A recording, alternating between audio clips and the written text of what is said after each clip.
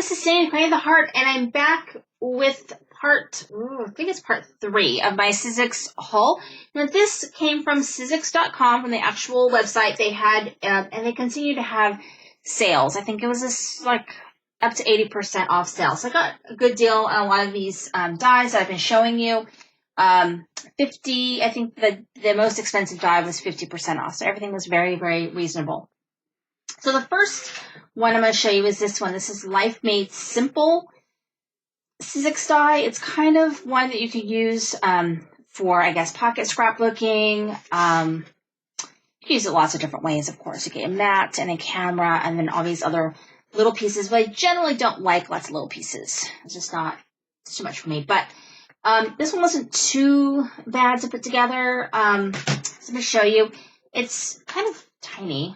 This is like a 3 by 3 maybe mat. Okay, so I just cut the mats out. I actually use the Echo Park.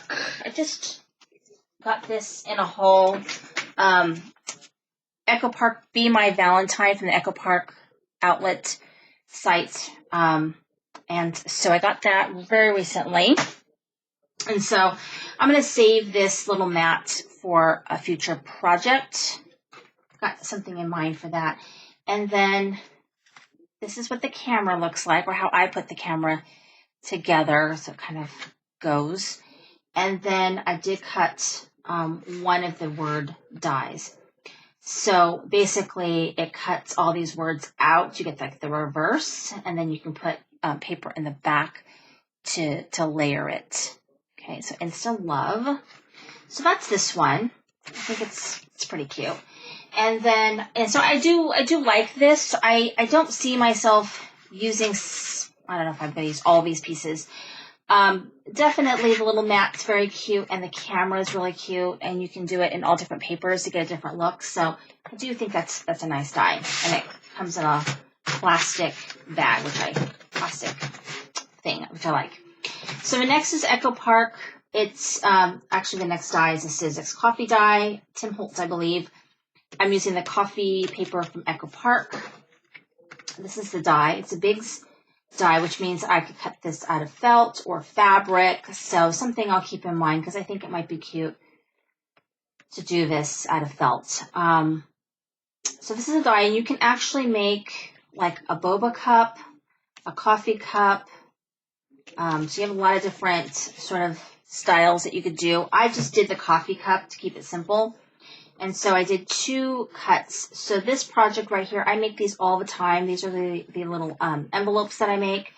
I use my envelope punch. I think it's you cut the paper 5.5 by 5.5, and I think it makes a 2.5 by 3.5 envelope.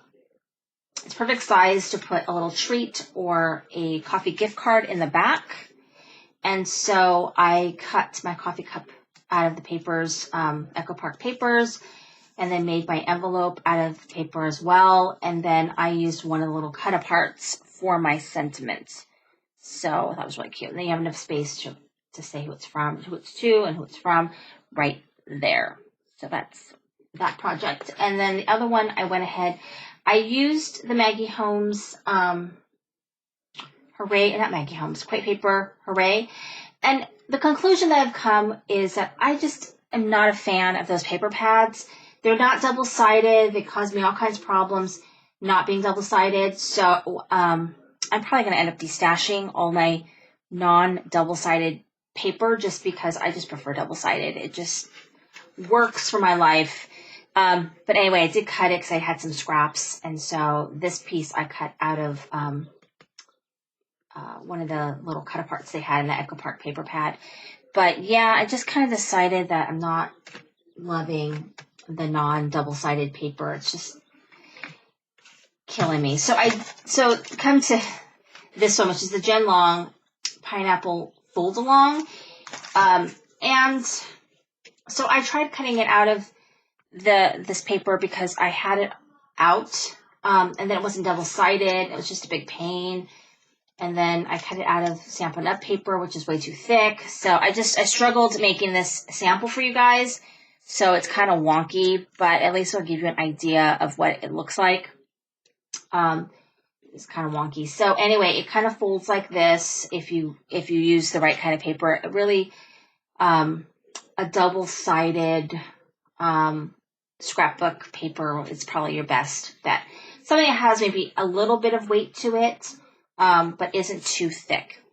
Because what happens is that you can't get a clean cut, which happened to me back here. You can see I didn't get a clean cut. It doesn't score real nicely, so it just wasn't ideal.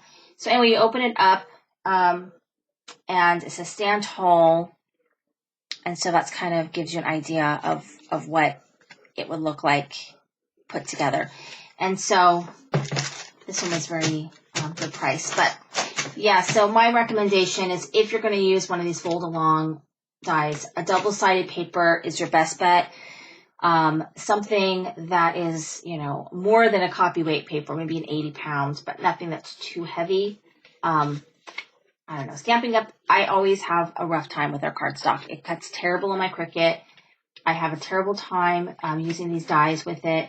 It just doesn't work really well. I think I have a lot of it from back in the day, so I think I'm mostly going to be using it as samples to show you guys, or as like, you know, mats and card bases and those sort of things, because really it cuts terrible. And maybe they've redesigned it, but the paper that I have, it just doesn't cut well and doesn't fold well, and it's just a pain. So anyway, that just gives you an idea though of what it looks like. And you know, you might want to use some paper that's, because you're going to layer some of this stuff on there, so you're not going to want to use something too thick, and you definitely want something double-sided. It'll just look a lot nicer for you. All the pieces come together. So I know someone asked me about the gingerbread die, which is very similar to this. And these dies all come with the reverse side. So you see how you have the one side pineapple and the other side pineapple? It comes with the reverse. Same with my gingerbread die. So I'm going to respond to that person, but it comes with the reverse. So these dies are really nice. They come with everything you need to make the project that they show on the front. So it's pretty good. So anyway, thank you so much for watching. This is Cindy with Create the Heart.